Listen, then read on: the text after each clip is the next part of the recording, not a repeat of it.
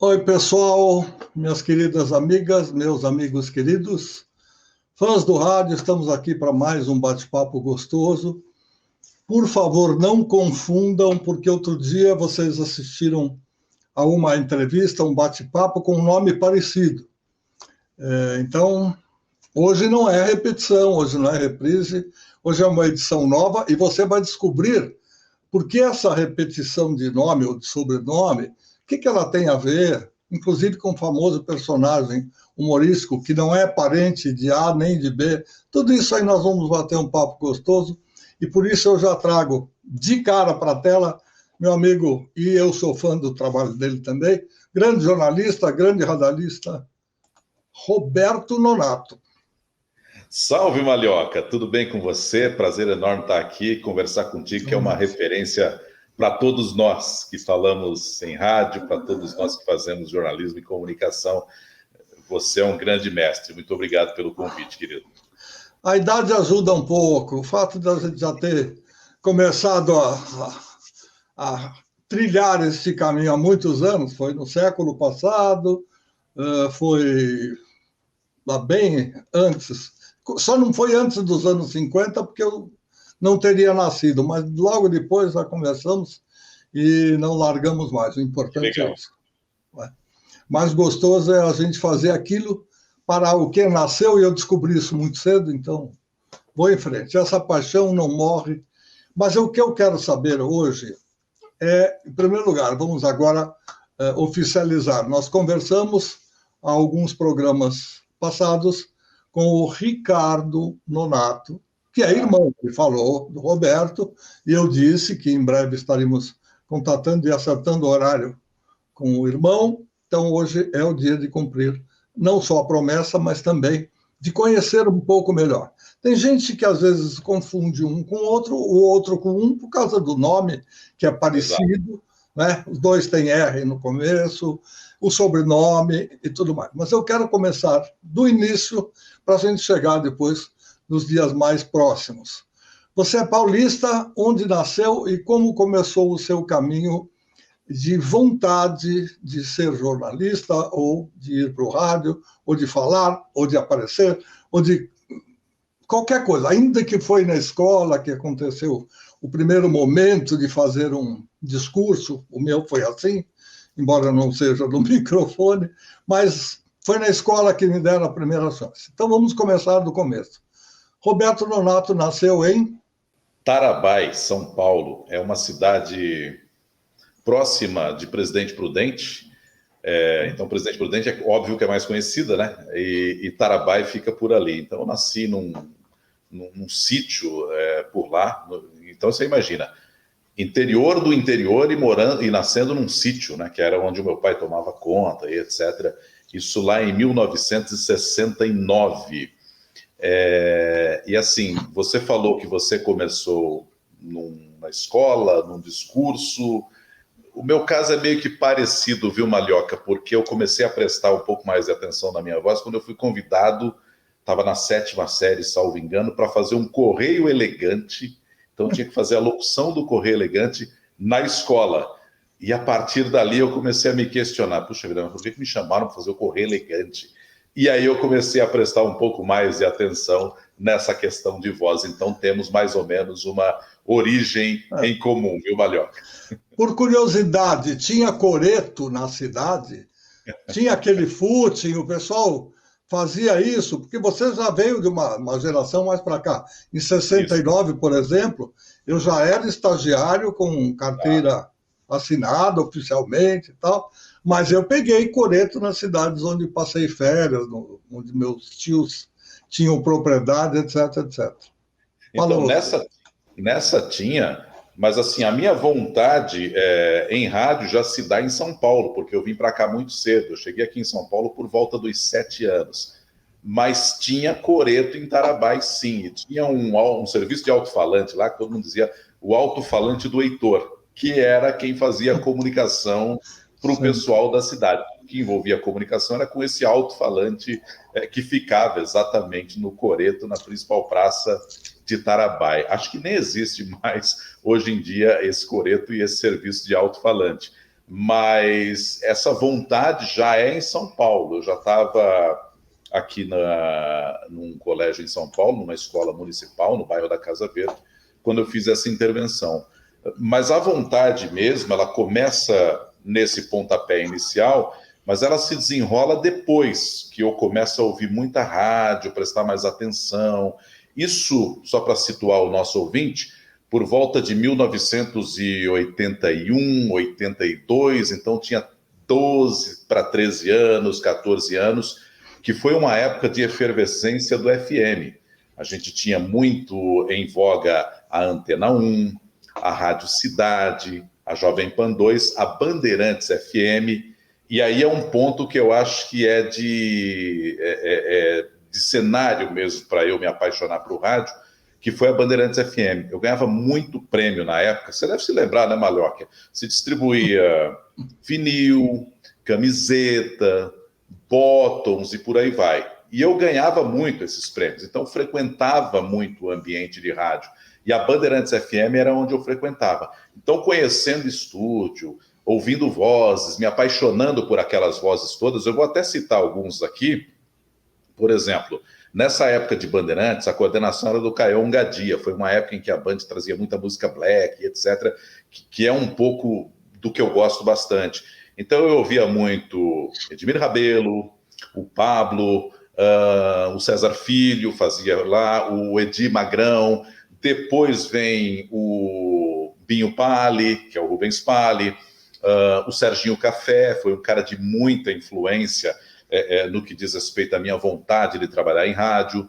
O Éder Vander, o Vander Cunha, também foi um cara muito importante na minha formação também, porque ele que dá o pontapé inicial para que eu comece a procurar uma rádio para trabalhar, e assim sucessivamente. E era uma época em que eu gravava a minha voz numa fita cassete e comecei a encaminhar para uma série de emissoras. Várias delas eu tomei um não, porque imagino que eu não tivesse preparado, mas não consegui abrir as portas ali, talvez até por isso, mas foi o pontapé inicial. E eu citei aqui só alguns profissionais, né, que eu ouvia e que eu tive mais proximidade por frequentar esse ambiente de Bandeirantes FM. Então, tudo começa ali, com 14, 15 anos, com essa vontade de começar a trabalhar em rádio. Foi uma época muito interessante do FM em São Paulo, né, Malhoca? Sim, foi uma época de virada, inclusive, porque em determinados momentos existiam lá a Difusora e a Excelsior, que como emissoras de AM, serviram de padrão para as emissoras de FM. Aí, se a gente for estudar um pouquinho, esmiuçar um pouquinho a história, vai perceber, inclusive, que as rádios começaram muito mais musicais do que qualquer outro formato, porque era mais barato, né? O ouvinte, o estudioso de rádio, ou aquele do achismo, que às vezes faz alguma explicação aí na internet, ele não viveu o que a gente viveu. Uhum. O dono da rádio dizia o seguinte: eu não tenho condição de uma hora para outra fazer duas rádios. Eu vou pegar o estúdio que está parado, o estúdio que eu não estou usando, o estúdio que está com vazamento, eu vou lá dar uma arrumadinha e vou fazer um estúdio de FM. E qual é a jogada? Pega uma fita, grava a hora certa, depois passa para cartucho, depois grava o prefixo, passa para cartucho e dá para o operador ir selecionando. Vou te dar uma lista de músicas que você pode tocar, e assim foi. Eu estou dizendo isso porque eu vivi, né? Eu passei perto, ouvi o meu chefe falando para o operador: você vai ter 60 discos aqui, você toca de cima a baixo, quando terminar, você inverte. Ok? Ok. E não repete a música que você já tocou. Ok. E era assim, não dava para você montar uma equipe, duplicar aquela equipe que você tinha e ainda manter a posição da emissora líder, da emissora principal do grupo. Às vezes nem era. Emissora que tinha duas AMs, como a Nacional e a Excelsior. A Nacional virou Globo, a Nacional era a mais importante, era a rádio que dava dinheiro, porque era a rádio popular. Então, tudo isso é preciso considerar para entender por que uma foi para o black, por que a outra era muito mais instrumental, por que a outra... Eu me lembro que quando o Caion tocou ainda na Difusora FM, que ele tocou música não só instrumental, como era chamada música de consultório e música de elevador, aquela Muzak, como o americano chamava. Quando entrou voz, ou seja, música vocal, normalmente as do esquema do TSOP, do Sound of Philadelphia, e outras mais que ele realmente achava importante selecionar, olha, o que chovia de telefonema na rádio para reclamar. Mesmo. Tudo, agora tem voz cantando aí, não, a gente quer instrumento. Cada um tem um gosto, cada um tem um estilo. E sim, houve rádio só instrumental, que acabou indo mais ou menos até um ponto, depois o governo tirou do ar, que era Marconi, e assim, nós tivemos diversos tipos de rádio, formatos diferentes, e cada uma foi procurando o seu nicho até achar, né, a sua definida cara. Interessante você ter citado alguns dos nomes de quem você era fã. Há pouco tempo nós conseguimos recuperar o Pablo. Sensacional. Com o prazer de trabalhar, ele já está na nossa listagem, já foi ao ar o programa original, então você e os demais ouvintes que são fãs do nosso Pablo Garcia, é só entrar lá no canal do Luiz Fernando Malhoca, escolhe no playlist do Vozes do Brasil, são vários playlists, tem muitas histórias do rádio, você escolhe o nome do seu artista preferido e vai ouvindo, assistindo, vendo aos poucos e tudo mais. Mas salvo engano, nessa época, né, Malhoca, a Bandeirantes foi considerada uma das 3 melhores do mundo, acho que em 1983, por aí, na época com direção do próprio Caion, mesmo com esse time todo aí que eu citei.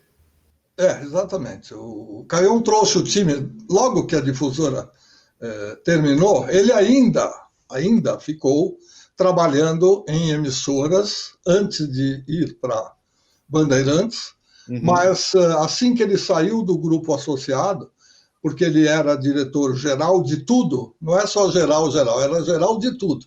Da TV Tupi ele era o diretor musical, da Rádio Tupi ele era o diretor artístico, da Rádio Difusora AM ele era o diretor artístico, da Rádio Difusora FM, ele era o diretor artístico.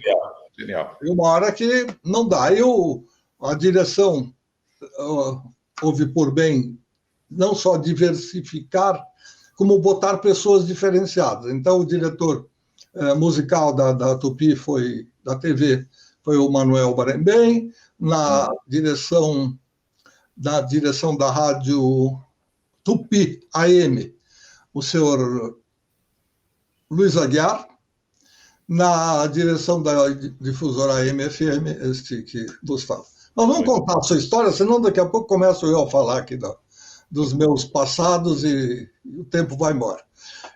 Quando você teve a chance, você falou que alguém te ajudou a dar um pontapé inicial, um dos locutores e tal. Eu quero, sem defender, eu só quero dizer assim, às vezes chega muito material na mão da gente, a gente ouve, até fala, esse cara precisa ser burilado, mas ele tem um timbre legal, mas não tenho vaga. Isso. Eu cheguei a dizer algumas vezes, quando aparecia alguém para pedir assim, encarecidamente, olha, sou casado, eu tenho filho, tá bom. Quem você quer que eu tire da rádio para entrar no lugar? Não, aí também não. Pois esse é o meu problema. Agora, fica atento que se você não conseguir uma outra coisa lá fora, mais cedo ou mais tarde eu posso te chamar, etc. Claro. Mas vamos seguindo com a história do Roberto Nonato. Eu vou te contar. Aí eu frequentando esse ambiente de rádio, eu conheci por telefone também o Vander, aí depois eu frequentava a Bandeirantes, eu acabei o conhecendo pessoalmente, e ele que me indicou essa possibilidade de fazer algumas gravações e encaminhar. Encaminhei para várias delas, tomei alguns nãos e etc. Até que eu encaminhei uma para a Rádio Beira-Mar de São Sebastião, cujo coordenador na época era o Wagner Rocha, o Vaguinho. E o Vander falou, o Vaguinho está coordenando lá no litoral, manda um trabalho para ele. Aí, em cima do que você citou, de ter vaga ou não ter vaga, na época eu tinha 17 anos, era 17 para 18, Foi em 1987, faltava um mês para eu fazer 18 anos. Aí o Vaguinho disse, olha só, tem uma vaga aqui, mas essa vaga é temporária. É só um mês e para cobrir o folguista que está saindo de férias. Então, durante o mês, você vem para cá todo fim de semana, sábado e domingo, faz a rádio aqui, num horário de manhã, outro à tarde, tanto sábado quanto domingo, e daqui a um mês eu não te garanto nada, você não tem essa possibilidade. Eu lembro que eu trabalhava num banco aqui em São Paulo, e eu pedi a conta para ir para São Sebastião nessa aventura. Eu falei, bom, vou ficar um mês, mas pelo menos eu adquiro um pouco mais de experiência, eu consigo gravar uma fita já comigo no ar e encaminho para outras rádios depois.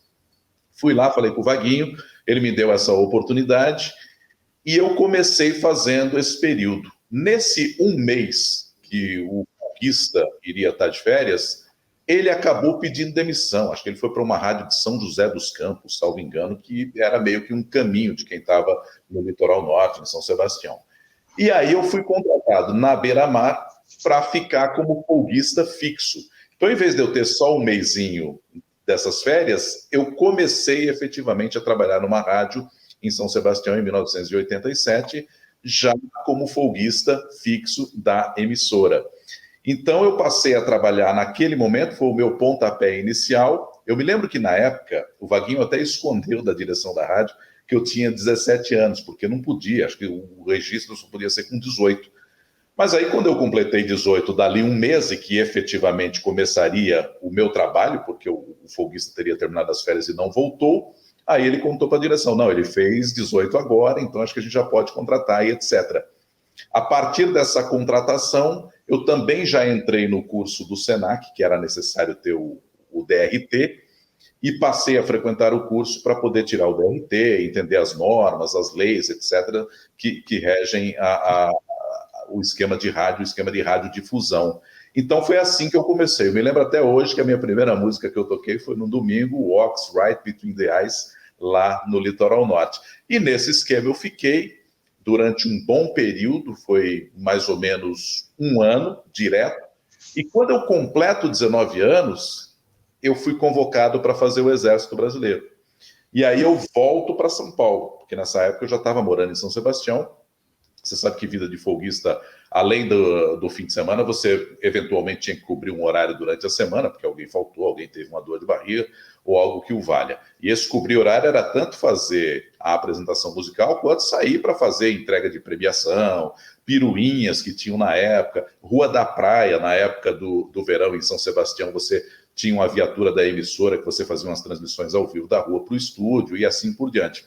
Aí, pegando o Exército, eu venho para São Paulo e fico um ano sem trabalhar em rádio, efetivamente. Mas como eu estava vinculado à emissora, como tinha o tal do registro, eu fui mantido por lá. Eu lembro que quando eu fui ser dispensado do Exército, eu fiz um teste na Antena 1, aqui em São Paulo. Aí eu já estava com 20 anos, mais ou menos, 20 e poucos anos, 20 e alguma coisa, 20 e alguns meses. Eu fiz o teste com Augusto Batalha. Na época, ele falou, estou precisando de alguém e vou ouvir o teu teste e qualquer coisa a gente volta a se falar. Isso foi numa sexta-feira, que foi quando eu recebi a liberação do Exército. Eu voltaria na segunda para São Sebastião para retomar a minha vaga após o período de licença para o Exército. Só que na segunda-feira eu já estava em São Sebastião e o Batalha me liga, falou, você foi aprovado, você começa aqui na Antena 1 no próximo sábado. Aí eu voltei, me desliguei de lá e entra o meu irmão nessa parada, porque na época o meu irmão também já estava trabalhando em rádio. E eu lembro que a direção falou, mas espera aí, você precisa pôr alguém no seu lugar aqui. Cadê o seu irmão, que você falou que também trabalha em rádio? Aí o meu irmão vai, assume o meu lugar por lá e com essa oportunidade eu tenho a chance de começar aqui na Antena 1 num sábado, me lembro até hoje, com direção do Caião Gadia e coordenação do Augusto Batalha. Isso eu tinha 20 anos, foi final de 89, começo de 1990. E aí eu começo a entrar no rádio de São Paulo. A citada Rádio Beira-Mar, se não me falha a memória, era da família Sherman. Isso, do Flávio Sherman e do engenheiro Jim. Muito bem. O pai do Flávio Sherman, Dr. Carlos Augusto Sherman, que é um dos maiores, infelizmente ele partiu, e foi um dos grandes nomes da engenharia da radiodifusão neste país. Imagina. Ele foi meu professor na faculdade.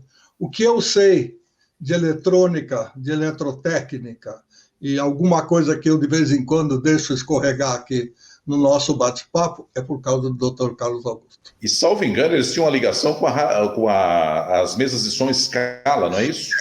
A Scala era uma fábrica, porque como não tinha, isso é uma questão de usar a cabeça. Todo mundo tem que comprar uma mesa Gates, ou uma mesa Harris, ou uma mesa, depende da marca, da época, e tem que importar. Isso é caro, depende dos impostos de importação, da liberação alfandegária. De repente você precisa fazer uma coisa aqui. Vamos começar a montar. Então eles fizeram uma fábrica pequena, chamada Scala, e começaram a trabalhar em pequena escala, desculpa. Scala, literalmente? Para fornecer material para as rádios pequenas, aquelas que não tinham condição, elas precisavam estar no ar, às vezes até por causa de tempo regulamentar, porque o governo te dá um período para ficar em experiência, dali a pouco, venceu o prazo, tem que ir para o ar. E às vezes o cara não tem, o dono lá não tem toda a condição. E você imaginando isso, aí sim, em larga escala, em termos de Brasil, era importante ter uma fábrica nacional. Então foi aí que o doutor... Só com mais um ingrediente, você falou do Flávio Sherman. Quando eu chego na Antena 1, ali final de 89, começo de 1990, a Susana Sherman trabalhava na Antena 1. Ela que é irmã do Flávio Sherman. Minha colega na rede LC de emissoras, hoje continua sendo uma grande amiga. Muito bem, aí estamos na Antena 1. Então você é um locutor não noticiarista, é tido como um locutor que apresenta música, anuncia, desanuncia, vai para a rua, faz piruinha, faz promoção, etc, etc. Como que aparece o... Bom, vamos seguir aqui pela Antena 1 mais um pouco, e depois você guarda essa... para me passar essa informação. Quando aparece o noticiarista dentro de você? Ou seja, quem é que descobre que você é um locutor? Porque sempre diferenciaram. Não, ele tem uma voz de FM, não, ele tem uma voz de AM. A voz de AM é mais para o noticiarista, porque se usava voz grave, voz daquele cantochão marcado, como era na época. Apesar de você já ser mais jovenzinho do que os demais. Vamos seguir. Então, aí eu chego na Antena 1, eu lembro que na época a gente tinha lá o Celso Cardoso, que hoje está na Gazeta, trabalhando com esporte, o Ricardo Capriotti, da Bandeirantes, estava lá também, Ciro César, Marcos Pericinoto estava lá, o próprio Batalha fazia horário também, Silvio Brauná, foram alguns dos nomes com os quais eu trabalhei na Antena 1 ao chegar. E o Calixto Barbosa também. Aí eu fiquei mais ou menos uns 6 meses fazendo só a Antena 1. E numa dessas, o Calixto Barbosa virou para mim e falou assim, acho que vai pintar uma vaga na Excelsior, que na época ele trabalhava na Rádio Excelsior, acho que ele fazia um programa à noite, e ele falou, acho que vai ter uma vaga na Excelsior. Você não quer entrar em contato com o coordenador? Te interessa fazer uma outra emissora, além da Antena 1? Ele falou, porque lá na Excelsior também tem uma parte de noticiário, de repente você pode começar a fazer noticiário por lá também, e é uma segunda oportunidade de você defender aí mais um salário no fim do mês, né? Eu falei, acho interessante. Nessa época, eu já tinha entrado na faculdade de jornalismo, porque eu pensei o seguinte, Malhoca e quem nos acompanha, já que eu estou no meio de comunicação, fazendo locução de FM, apresentando música, que é algo que eu gosto bastante, eu acho que eu posso mergulhar um pouco no jornalismo também. Eu entendia que aquilo era um complemento, né? Era uma atividade que estava naturalmente ligada à minha comunicação radiofônica. Aí eu comecei a fazer jornalismo. E aí ele falou, vai ter uma vaga lá na Excelsior. Procura o Rubens Pali, que na época ele era o coordenador da Excelsior. Ele falou assim, que talvez surja uma vaga. Procurei o Rubens Pali, a gente conversou e o Pali falou, realmente vai ter uma possibilidade aqui, uma programação à noite, e eu queria que você fizesse um teste. Aí cheguei a fazer o teste e tal, ele já tinha me ouvido na Antena 1 também, e nessa ele me aprova. No que ele me aprova, eu vou para a Excelsior, então eu continuo na Antena 1 e fazendo a Excelsior ao mesmo tempo. Aí eu passei a fazer um programa na Excelsior à noite, chamado Excelsior Classe A. Ele ficava logo depois do Esporte e Companhia, que era apresentado pelo Márcio Bernardes, e às 10 da noite eu entrava com o Excelsior Classe A, que era um programa de música e notícia. Mas as notícias eram pequenas notas, não era o que é hoje a CBN, porque a Excelsior depois vai virar a CBN. Mas nessa época era um programa de música e notícia. É aí que começo a trabalhar com a questão do jornalismo. É aí que eu começo a trabalhar mais com a parte de apresentação de notícias, com a parte mais de noticiário, efetivamente. E nessa eu conciliava as duas, tanto a Antena 1 com a parte musical, e acho que tinha a ver, na Malhoca, porque a locução da Antena 1 é uma locução mais, um pouco mais, entre aspas, classuda, ela é menos jovem, um pouco mais, como é que eu poderia dizer, adulto contemporânea, vamos dizer assim. E para a Excelsior, como era uma parte mais jornalística, também mais séria, eu acho que tinha a ver, eu acho que tinha relação. E para mim, fazendo a faculdade e fazendo duas emissoras, uma delas mais voltada para o jornalismo, foi algo absolutamente fantástico naquela época. Eu tinha acho que 21 anos nessa época, eu estava fazendo 21, porque foi 1990, 69 para 90, 21 anos. Era um garotão e ainda tinha muita coisa para acontecer na vida dele. Vamos relembrar aos amigos e amigas que nos acompanham sempre que, se alguém falasse, mas como é que pode? Ninguém percebia que ele trabalhava numa rádio e a voz era a mesma. Quando ele fala em Antena 1, ele está falando de uma frequência, a frequência modulada. Isso. Está lá numa lista de emissoras, que hoje tem até uma parte estendida para o lado esquerdo, começa antes dos 88, como era no tempo em que vivemos até pouco. E a Rádio Excelsior era aquela antiga 670, que depois fez uma campanha, virou 780. Isso. E virou depois a CBN, que isso ele vai contar. Eu vou pedir um minutinho de licença, talvez menos até, porque eu preciso fazer um comercial institucional aqui da programação. Então eu vou dizer o seguinte para quem está nos acompanhando. Aqui do lado você tem uma lista, veja bem, esse é o YouTube, esse é o Facebook, esse é o Instagram, esse é o LinkedIn. Muito bem. Toda a nossa programação em áudio e vídeo está nesses canais com o meu nome, que está aqui do lado, e você acompanha, pode escolher o que mais lhe aprouver, o que tiver mais fácil e tal. Caso você tenha problemas com o visual, com o vídeo e tal, ou eventualmente uma deficiência visual que impeça você de nos acompanhar, existe o Radiofobia. Aí alguém entra para você na internet, radiofobia.com, e no canal do Léo Lopes você encontra também o Vozes do Brasil, só em áudio, que é o que a gente chama de podcast e que é o que está sendo usado hoje como uma grande novidade dos últimos tempos, que não tem nada de novo, é um recorte do rádio, é um clipping do velho rádio que a pessoa dá um nome novo e de repente fica tudo bonito, muito mais importante, mas tudo bem, se der para ganhar um dinheirinho extra com isso aí também, que venha.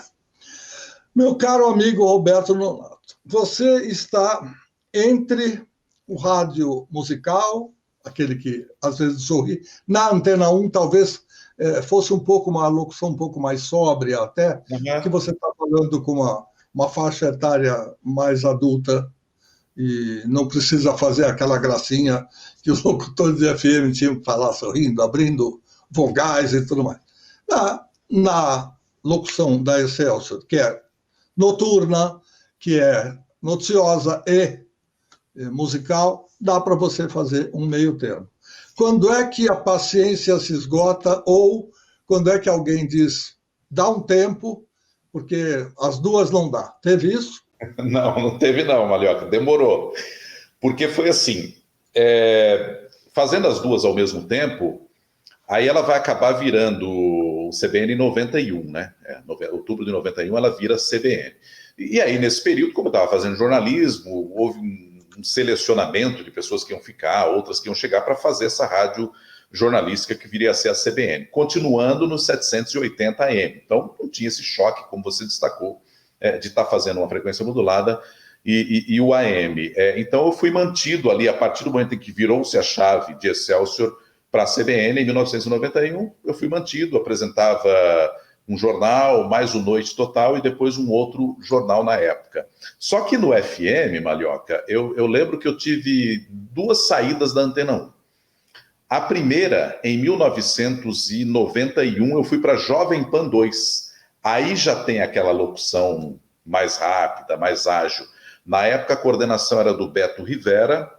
Eu lembro que estava lá o Marco Antônio, que depois foi para a Mix. O Emílio, claro, já estava. O Vander, que foi esse meu incentivador e esse que fez o link com o Vaguinho lá na Beira-Mar para que eu começasse em rádio, ele estava também na Jovem Pan 2, eu voltei a encontrar com ele por lá. Luiz Lafay, e por aí vai. Marcelo Café também estava na Jovem Pan 2. Aí eu fiquei um ano, e era uma loucura, porque na época eu estava na faculdade ainda, então eu fazia Excelsior à noite, eu chegava às 19 horas, entrava no ar 8, às vezes 9, dependia do dia, mas antes disso eu ficava gravando comerciais, montando chamadas, isso tudo com o Rubens Pali, com um operador que tinha lá, que era o Euler Pitts Prado, o próprio Calixto Barbosa também, que tinha me indicado para a Excelsior.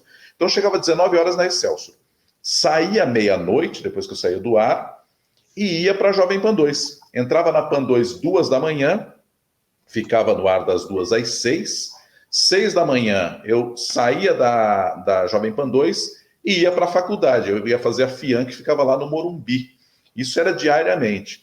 Eu aguentei isso por um ano. Depois eu acabei pedindo demissão, porque estava terrível. Eu dormia da 1 da tarde às 6 para estar às 7 na Excelsior, então era muito puxado, era muito complicado.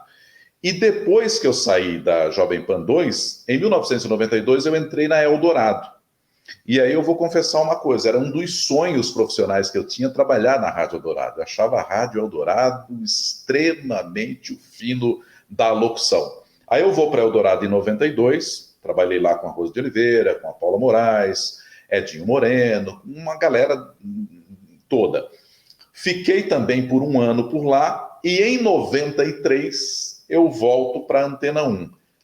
Eu fiquei fazendo esse esquema, uma rádio jornalística, no caso a CBN, com uma rádio musical, até pelo menos 2015. Porque daí eu volto em 93 para a Antena 1 e vou sair só em 2015, porque aí ficou uma coisa meio que insustentável. E aí entra o que você perguntou, quando é que disseram, puxa vida, está complicado.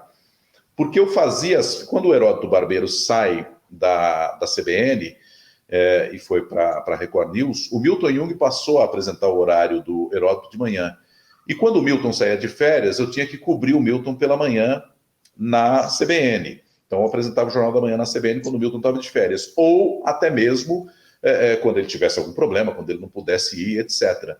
E isso prejudicava o meu horário da Antena 1, que eu fazia de manhã. Até que a coordenação da Antena 1 chegou e falou, peraí, mas você está dando o privilégio para uma emissora, está ficando meio complicado e tal. E foi aí que eu saí. Mas isso durou até 2015. Eu fazia sempre 2 rádios, uma musical e a jornalística, no caso, a CBN, porque eu entrei na CBN em 1990, ainda como Rádio Excelsior, e eu vou sair só em 2020, 30 anos depois. Nesse período, até 2015, eu fiz a jornalística e a musical também.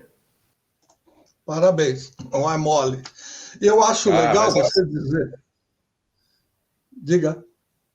Eu disse que era sensacional, não era mole, mas era sensacional. Ah, bom, não tem dúvida. Às vezes a gente percebe, até porque tem muitos amigos, porque conversou com muita gente, porque às vezes a gente percebe no olhar, no brilho dos olhos e tal. Muita gente, até porque tem necessidade, o salário do rádio é muito pequeno, não condiz com o tipo de vida que a gente tem que ter, com as contas que a gente tem que pagar, principalmente tendo uma família normal, não precisa ser numerosa, fica difícil. Então, você precisa sempre ter... Ainda bem que o rádio, das 24 horas, ele usa mais ou menos 6. Mas tem o deslocamento e tal, mas de qualquer maneira, ainda permite você fazer um outro tipo de coisa, ainda que seja seu pessoal, negócio, empresa, enfim. Agora, quem vive da voz, quem vive da locução, tem algumas limitações, pode gravar um comercial, pode entrar para, por exemplo, o Clube da Voz, pode fazer alguma coisa que mostre que tem capacidade. Agora, o que é bacana em tudo isso, não é só buscar a empresa, buscar a locução, ou buscar a emissora porque eu preciso de dinheiro. É ter brio, como você demonstrou na fala anterior, e dizer, era um sonho ir para Eldorado. Uhum. Você pegou a segunda geração, vamos dizer assim, das grandes vozes, porque Eldorado teve um padrão de voz lá nos anos 60 e 70, e um pouco mais para frente, que era uma coisa fora do comum. As pessoas brincavam, às vezes faziam piada, mas era uma rádio digna de classe A. Isso. Você podia falar o que você quisesse, mas a rádio de Fajardo, Camaroto, Mário Lima e tantos outros, não vou citar aqui todos porque a memória às vezes falha, o Silvio de Abreu, não, Silvio... Bom, mais o ator Sérgio Viotti, enfim, vários e vários nomes que passaram pelo microfone eram de uma voz sensacional. E não é a voz padrão de locutor, não é a voz do DRT, não. Era a cultura, né? E uma maneira de expressar de acordo com o desenho que quem criou a rádio determinou. Você citou ator, na época que eu trabalhei lá, tinha um programa com o Odilon Wagner também, um programa de country music. Odilon, já é um pouquinho mais para cá. E eu conheci alguns dos diretores da emissora, tinha gente de alto, mas de nomeada mesmo, entendeu? Era uma rádio diferenciada, não era uma rádio de locutor, sem desmerecer nenhum deles, claro. Mas como a gente entendeu ao longo do tempo. Ela era uma rádio que tinha toda uma redoma, né, diferente. E eu costumo dizer que a rádio que conquistou uma lapidação de diamantes como a Antuérpia, como anunciante, precisa ter muito peito. Precisa ser muito boa, porque quem é que vai anunciar diamante? Claro. Hoje você vai na rua, tem um montão de plaquinha, compra o ouro, mas é outra coisa, né? Isso. O cara quer que você tire o pivô para vender para ele, para pegar a grana lá na Caixa Econômica, na boca do caixa. É outra coisa, né? Você ter pneus Pirelli seguros como a mão do papai e tantos outros anunciantes que eram fixos e disputavam espaço para fazer o jornal da Eldorado. É muito legal ouvir de um profissional dizendo, ó, o meu objetivo era chegar lá. E sabe como foi isso, Malhoca? Eu, em 90 também, eu cobri férias de cabine na TV Globo, oportunidade que o Dedé Gomes me deu. Eu era novinho de tudo, né? E eu me lembro que era o Dedé, César Carvalho e o Nivaldo Prieto, os titulares. Era a locução ao vivo, né? Aquele Rede Globo, São Paulo, assista agora, não sei o que e tal. E você dava a hora certa e entrava fazendo aquilo. Aí eu cobri férias dos três por lá. E o Dedé foi um baita de um professor de locução para mim lá. Me lembro dele pegar e dizer, ó, essa locução que você fez aqui não ficou nada boa. Vamos no estúdio que eu vou te mostrar os pontos onde você pode melhorar e tal. E ele pegava, você dizia, aqui você sobe, aqui não precisa gritar, aqui não precisa subir, porque a palavra por si só já diz o que é e etc. Então ele me pegou pela mão para ensinar a fazer esse tipo de locução lá. E quando eu vou para Eldorado, quem me indica e diz que teria uma vaga na Eldorado foi o Nivaldo Prieto, que estava na época de saída de lá, e ele disse, ó, vai pintar uma vaga lá, procura o fulano, que pode ser que role uma vaga. E ele sabia que eu estava saindo da Jovem Pan, que eu não estava mais aguentando fazer a madrugada na Pan, mas a faculdade e a Excelsior à noite, ele me indica na Eldorado.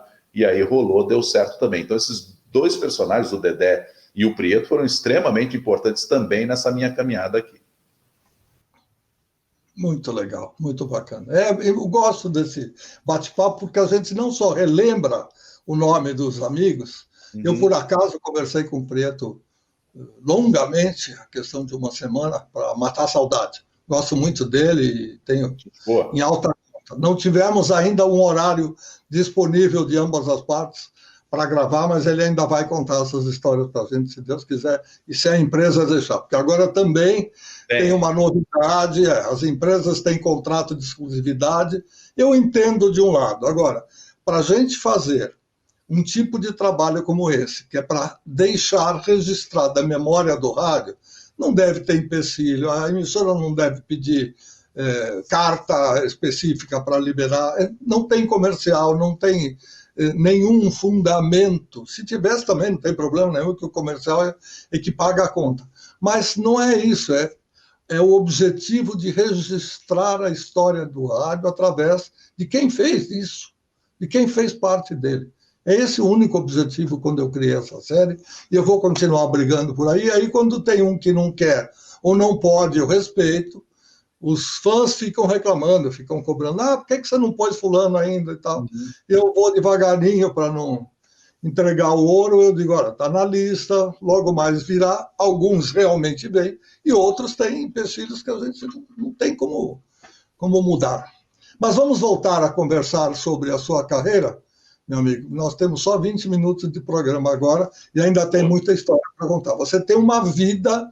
Olha, a sua sorte é que o Heródoto já contou como a virada da CBN, da Excelsior para a CBN ocorreu. Senão eu ia cutucar você para perguntar quem teve a ideia, como começou. Mas já esclarecemos, felizmente. Quem tiver interesse em saber quando, como nasceu, tem gente que quer data de tudo. Ok, vá lá na série Vozes do Brasil, tem lá um personagem chamado Heródoto Barbeiro, que é um grande comunicador, é um grande jornalista e que conta em detalhes como a coisa aconteceu. Então, vou poupar o Nonato de contar mais uma vez essa história, porque eu quero saber outras coisas da vida pregressa e da vida, até porque essa coisa da letra, se eu disser para você que eu, quando entrei na Bandeirantes, eu dei uma ideia para a empresa, falei, vamos criar uma central de notícias, porque a Bandeirantes é a mais popular emissora paulista dos anos 50 até hoje, nós estamos em 88. Vamos mudar um pouquinho, vamos fazer, já nos Estados Unidos existem a All News, vamos fazer, não quero copiar ninguém, mas vamos fazer uma rádio noticiosa, vocês têm a rádio, têm a televisão, né? E toca música no FM, tal. Vamos criar uma central, essa central apura toda a parte noticiosa e distribui para os demais. E aí é fácil, olha, Central Bandeirantes de Jornalismo, CBJ. Aí eu falei, não, CBJ, tem CBN, vai confundir, então não vai. Vamos para não sei onde. Não, mas aí tem a CNN, então não vai. E aí acabou que não deu nenhuma sigla de 3 letrinhas, mas você passou por 2 delas e numa delas longamente. Como você viu o desencadear, porque a CBN começou leve, devagar, incipiente, engatinhando no AM. Aí vem o link com a FM e, de repente, a coisa explode e começa a ter CBN em todo lugar, todo o país. Conta um pouquinho desse momento. Eu acho que você citou o Heródoto Barbeiro e ele é o cara realmente apropriado para contar como é que foi esse surgir, né, da CBN. Mas eu entendo que a CBN ela ganha projeção porque os anos 90 foram efervescentes demais, principalmente na área política, né? Se a gente lembrar que foi o período da eleição do Collor, e aí você tem também o processo de impeachment. Outra coisa, CPI dos anões do orçamento, que foi um episódio que ocorreu ali no começo dos anos 90. Aí a gente tem o próprio Plano Real, que também vem ali por volta de 1994. E em todos esses momentos a CBN estava presente. Então isso acabou gerando uma integração, né, de público com a rádio, o que acabou levando para esse processo de credibilidade. E quando ela vai para o FM, em meados dos anos 90, ali na metade dos anos 90, era uma coisa que todo mundo pensava que seria uma loucura. Peraí, mas como é que você vai botar uma emissora All News na frequência modulada? Quem é que vai querer ouvir notícias o tempo inteiro? E isso se provou algo absolutamente de sucesso. Tanto é que logo na esteira outras emissoras também acabam aproveitando esse cenário e trazendo o All News também para o FM, porque se mostrou que era o canal mais viável para aquele momento. A gente começou-se a se perceber que o áudio do FM era muito melhor e que o AM estaria ficando um pouco mais para trás. E é uma questão também, né, Malhoca, que eu entendo que é de renovação de público. Você começa a ter o público mais jovem, que ouve apenas o FM, e que não vai consumir o AM. Então, eu entendo que foi uma virada natural, apesar de ser muito contestada na época, apesar de gerar muitas dúvidas na época se isso poderia dar certo ou não. Foi extremamente acertada, na minha avaliação, tanto é que na esteira da CBN veio uma série de outras emissoras voltadas apenas para o jornalismo. E na CBN eu acabei apresentando uma série de programas, jornais, programas de entrevista, programas que a gente fazia fora do estúdio, em feiras, em grandes eventos. Isso tudo ajudava a aproximar o público da marca. Então, acho que a grande virada foi esse processo de credibilidade, iniciado ali nos anos 1990, principalmente por causa da efervescência política e econômica, que era o carro forte do jornalismo. Aquilo ajudou a prender a atenção do público. Eu me lembro que grandes coberturas, por exemplo, do judiciário, elas passavam a chamar a atenção, porque a gente fazia a cobertura, marcava a presença, transmitia sessões, e muitas vezes o público acabava conhecendo o nome de um ministro do judiciário, mas não lembrava, por exemplo, o nome de um jogador da seleção. Então, uma prova de como aquilo impactava diretamente na vida dos cidadãos. Acho que está muito também no contexto do processo de redemocratização. E aí as pessoas ficam mais ávidas por informação, por notícia, você tem mais liberdade de trabalho. Isso tudo foram ingredientes que eu acho que acabaram gerando esse cenário de credibilidade que a CBN passou a ter. E eu acabei ficando por lá por 30 anos. Eu saí em 2020, quando chega a CNN Rádio, e eu acabo indo para a CNN em 2020. Veja só, o garotinho que 17, 18, 19, 20 e alguns meses e tal, de repente, ele tem hoje quase uma vida de aposentado. Não digo em termos definitivos, porque não é hora, mas para quem quer trabalhar 30 ou 35 anos e se aposentar, está um exemplo aí. A palavra-chave que você citou duas vezes, ou talvez até um pouco mais, ela é a importância daquilo que se define quando há ousadia, credibilidade. Você só consegue credibilidade quando você faz um bom trabalho. O ouvinte tem que acreditar naquilo que ele está ouvindo. E procurar, quando acontece alguma coisa, o helicóptero está rodando aqui em cima da minha casa. Você liga a televisão para descobrir em qual programa policial, pode ser um, outro, mas você vai saber que vai aparecer o helicóptero de alguém, ou da polícia, ou da emissora, para dizer o que é que está acontecendo. E o rádio, antes de tudo isso, ele já marcava a presença exatamente com essa informação, né, de garantia, de certeza, desde o repórter Esso. Isso aí o rádio não tira de jeito nenhum. Agora, aquilo que a gente conversou no começo, é mais barato tocar música no FM, claro, deixar uma gravação e tal. Daí a montar uma equipe jornalística e ter gente na rua, e chamando, e ter o âncora que chama todo mundo, e mais a gravação, e mais o repórter, e mais o setorista, e mais o internacional. Não é moral. Marcação de entrevista, você precisa de gente por trás, a edição dessa entrevista, ou de alguma entrevista que foi na TV que você traz para o rádio. São profissionais que estão ali por trás desse All News e que não aparecem no microfone, mas que são fundamentais, e demanda dinheiro, né? É um preço alto, Por isso é que eu digo, se você enfrentou, como outros enfrentaram também, discussões, será que vai dar certo? Alguém estava esperando alguém começar para depois ir atrás. Tem muita gente no meio que gosta disso também. Fala, não vou ser boi de piranha, mas vou ficar observando. Se der certo, eu vou também. Uhum. E aí a prova está. Vamos falar um pouquinho da CNN Rádio. A CNN entrou aqui como um grande nome da televisão internacional. Eu tive o prazer, inclusive, de ter amigos e até uma ex-aluna trabalhando na CNN Latina, lá nos Estados Unidos, em Boston, se eu não me engano, a sede, e acompanhei muito enquanto morei lá. Hoje nós temos a CNN Brasil, que é baseada na CNN original, e mais os condimentos, o tempero brasileiro para dar aquela cara. E a CNN Rádio, quando ela começou e por quê? CNN Rádio chega logo depois do início das atividades da CNN TV, né, que começou em março de 2020, e a CNN Rádio chega em outubro de 2020 numa parceria com a Rede Transamérica.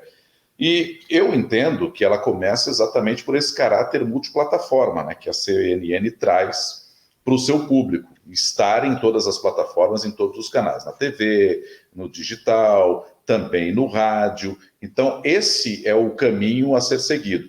E o rádio vem na esteira disso. De acordo com as diretrizes que são determinadas pela direção da CNN Brasil, de acordo com aquilo que o jornalismo da CNN Brasil entende que seja o correto, e isso é levado para o rádio nessa parceria agora com a Rede Transamérica. Então, a gente tem o CNN Manhã, que eu apresento das 6 às 10 da manhã, junto com a Nicole Fusco, e na sequência o Espaço CNN de 10 ao meio-dia, com o Sidney Rezende e a Thaís Herédia. E além disso, se tiver algum breaking news, alguma informação urgente, a gente entra na programação da Transamérica em edição extraordinária para divulgar determinados fatos. A abordagem da CNN tem a participação de todos os repórteres da emissora, né, que acabam fazendo o trabalho também em nível multiplataforma, assim como nós apresentadores também. No fim de semana, o plantão é na televisão, porque a gente não tem a rádio nem sábado, nem domingo, mas de segunda a sexta. Então, quando eu estou de plantão, eu vou para a TV, e os repórteres que estão na TV também atuam no rádio, também participam no rádio. Muitas vezes se dá uma sinergia. Você tem uma entrevista interessante no rádio, que a TV pode retransmitir ou pode editar, assim como o contrário também acontece muito. Algo que está ocorrendo na TV, a gente acaba trazendo para o rádio. Então ela vem nessa esteira de ser uma emissora multiplataforma, de acordo com o que a CNN Brasil pensa nesse momento. Para matar a curiosidade desse intermediário aqui, entre a notícia e o apresentador da notícia, vocês atuam na Paulista, na sede da CNN, e retransmitem para Lapa, para Pio 11. É isso? Pio 11, exatamente. A gente retransmite no estúdio que a gente tem na sede, na Paulista, ali do lado do BASP, e de lá retransmitimos para a Pio 11. É um estúdio de rádio que a gente tem. Quando ele não está no ar, e é depois do meio-dia, a gente utiliza para gravação de podcast, para alguma entrevista, para algum programa que possa ir ao ar depois, ou transformado em áudio como podcast, ou até mesmo voltado para a própria CNN Rádio. É o que a gente faz quando esse estúdio está parado. Mas a transmissão é feita dentro da CNN, que é um processo também, né, Malhoca, que eu acho que ajuda a integrar. Porque, por exemplo, quem está no rádio e não tem muito contato com o pessoal da TV, como o estúdio está lá e a redação da rádio também, tem uma redação voltada só para a rádio também, com profissionais dedicados à rádio, a edição, a cobertura de produção, esse tipo de coisa. Então está todo mundo junto. Você tem as baias separadas, mas você tem contato visual, você tem contato de conversa com quem está na televisão, você troca ideia, a chefia da rádio também conversa com a chefia da TV, é tudo muito alinhado. Então isso ajuda a integrar as equipes, ajuda a ter todo mundo com a cabeça mais ou menos voltada para a mesma coisa e, claro, sem que as pessoas sejam, de algum modo, isoladas. Ficando no mesmo ambiente, eu acho interessante por isso. Isso te dá uma dinâmica de conversa, de discussão de ideias. O chamado brainstorm fica muito mais fácil, né? Faltam alguns minutinhos para a gente encerrar o papo, mas eu ainda preciso saber de tudo que você fez, de tudo que você já criou, já apresentou, já contou hoje aqui. O que é que você ainda não fez, mas gostaria muito de fazer, já que é jovem e tem tempo na vida? Olha, essa é uma pergunta bem complicada, porque é o que você falou. Acho que eu já fiz bastante coisa. Talvez algo que eu ainda não tenha feito e que em algum momento eu possa fazer é trabalhar mais na criação de produtos, seja na criação de programas, seja na criação de conteúdos, porque assim, quando você trabalha em rádio, você acaba criando, mas como você vai para o microfone também, não parece que aquilo foi você que criou. Tem uma série de programas que eu já fiz anteriormente, que eu tive a ideia, que eu conversei com outras pessoas, e a gente acabou chegando num denominador comum para colocar o produto no ar. Mas eu acho que pensar num produto à distância, entregar para alguém e dizer, vamos executar isso aqui, vamos botar isso aqui no ar, vamos ver como é que isso aqui vai funcionar, eu acho que essa parte eu ainda não tive. E em algum momento eu acredito que venha a ter. Até porque, como você destacou, né, Malhoca, eu comecei muito jovem, então eu tenho ainda algum tempo e, ao mesmo tempo, eu já tenho alguma experiência nesse ramo. Então, acho que esse tipo de coisa, essa experiência que eu tenho, mas o tempo físico de idade que eu imagino que eu ainda tenha, né, se a gente seguir pela ordem natural das coisas, vai permitir com que eu ainda possa pensar novos projetos e passar para alguém dizer, vamos executar isso aqui, vamos ver como é que isso aqui vai entrar no ar. E nesse sentido, o que eu digo é coordenar mesmo as ações, é ver o projeto no ar, depois chamar quem executou e dizer, acho que a execução pode ser melhor aqui, pode ser melhor assado. Então, acho que esse tipo de experiência eu ainda não tive, até pela falta de tempo, até por eu estar sempre envolvido na execução propriamente dita. Mas é algo que eu entendo que mais cedo ou mais tarde pode ocorrer em algum momento. Eu pensei que você iria ou poderia dizer, olha, ainda acho que pode pintar uma oportunidade de eu apresentar um programa desses jornalísticos matinais que não são os da bancada. Tá. Né? Tem sempre uma pessoa correndo lá 4 horas da manhã, ou 5 horas da manhã, ou 6, mas não é mais o esquema da bancada como a gente está acostumado. É o sujeito que sai de uma tela, chama um repórter, vem, volta, e às vezes tem um pouquinho mais do sentido da utilidade pública, um pouquinho mais de polícia, porque toda hora acontece alguma coisa, e isso vira uma maneira de chamar a atenção da população para não cair em fatos que são corriqueiros, etc, etc. Televisão é uma coisa que te atrai nesse sentido, não? Sim, mas a televisão, eu gosto desse formato que a CNN tem, que é apresentar na bancada, mas uma programação mais direcionada para o jornalismo convencional, para o jornalismo que a gente já tem, que inclui a reportagem, mas também um entrevistado, um assunto que seja de atualidade. Como eu fiz a minha pós-graduação em Relações Internacionais, um programa que eu gostaria de fazer, e com certeza eu acho que é possível, porque eu cheguei a criar um lá na CBN atrás, que foi o Mundo em Meia Hora, que era voltado apenas para assuntos internacionais. É algo que eu gostaria de voltar a fazer, um programa voltado apenas para o cenário internacional, para falar das relações entre os países, para falar das relações entre os grandes líderes, para falar das grandes tensões mundiais. É algo que me atrai muito, por isso que eu fiz a minha pós em RI. Então, é um projeto que eu acho que pode virar. Mas eu também queria até contar isso para você aqui, para quem nos acompanha, Malhoca, eu adoro música, né? Eu fui forjado em música. E eu sonho um dia ainda trabalhar numa rádio que seja inteiramente dedicada à música black, tanto nacional quanto internacional. Eu acho que esse é um produto que falta ainda ter mais visibilidade aqui no Brasil. Aí a dica, quem quiser, dependendo das possibilidades, como eu sempre digo, eu não sou o empresário do Roberto Nonato, mas se você quiser, você fala comigo e eu encaminho até ele. Obrigado, querido, foi muito bom conversar com você, conhecer boa parte da sua vida profissional e ainda a gente volta a conversar quando novos fatos exigirem a presença do Roberto Nonato aqui. Obrigado. Certamente. Conta comigo, Malhoca, uma honra estar aqui contigo. Como eu te disse, você é um mestre, você é um professor, você é inspiração para todos nós que trabalhamos na comunicação. Muito obrigado pelo convite. Conte comigo quando precisar. Com certeza. Obrigado. Um abraço para o Ricardo e outro grande para você. Até mais. Certamente. Um abração. Tchau, gente. Esse foi o nosso querido Roberto Nonato, que você já ouviu em várias emissoras de 3 letras e contou toda a história dele hoje de maneira muito legal, muito elegante, e assim que é bom. O bom profissional é sempre esse que marca a sua vida e marca a sua passagem pelas emissoras em que trabalhou. Já estamos chegando ao final do programa, agradeço a sua audiência, a sua atenção, e a semana que vem a gente volta com mais uma grande entrevista, um bate-papo gostoso, sem formalidade, mas muito legal, muito leve. Até lá.